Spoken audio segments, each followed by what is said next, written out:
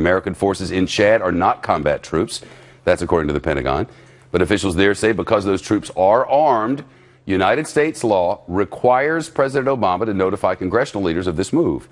Still, is U.S. intervention even legal in this case? Let's take it to the judge. Judge Andrew Napolitano is our senior judicial analyst and is with us on the news deck this afternoon. I thought about it. I'm like, we're sending 80 troops to Chad. They're armed. The Constitution comes into play here, doesn't it? Yes, the Constitution does come into play on the War Powers Resolution, a federal law vetoed by President Nixon but enacted over his veto, which basically says when the president moves military personnel into a combat situation, he can only do so for 90 days, and he must inform the Congress within the first 48 hours. The president did inform them last night. It is incongruous to suggest that military personnel fully armed are not there for a military purpose. So the Pentagon is probably trying to have it both ways. We don't know exactly where they are. We can conclude why they're there. But still, there's no international legal basis for them to be there. They weren't asked there by the government of Nigeria. They're not there because it's a United States national security interest. They're not there pursuant to a treaty. They're not there to prevent an attack on the United States, and they're not there to repel an attack on the United States. Those are the only legal circumstances under which they can go there, whether the president has the authority to send them or not. So it's illegal.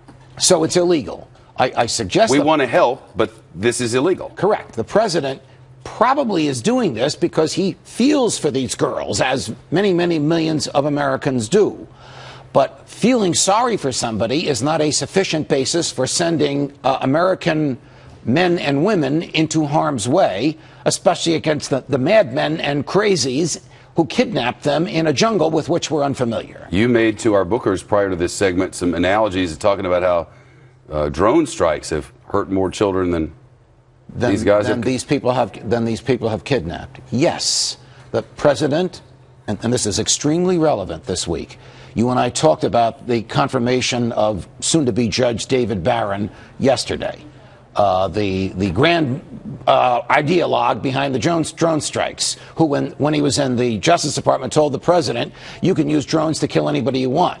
Including U.S. citizens without trial. The president's drones have killed more young women than these crazies from Boko Haram have kidnapped. So the president does not have what we call clean hands when it comes to this.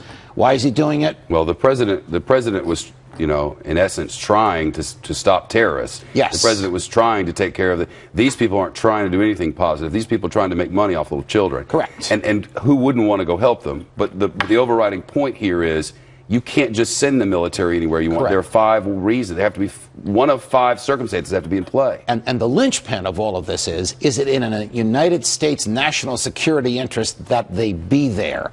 And if it is, are there other national security interests more compelling than this? All right, Judge. I don't like to be the skunk at the garden party. Oh, but you did ask me to do the research. There are rules. Yes. Sometimes you got to be a skunk. Thank you, Shep. Thank you, Judge. Pleasure.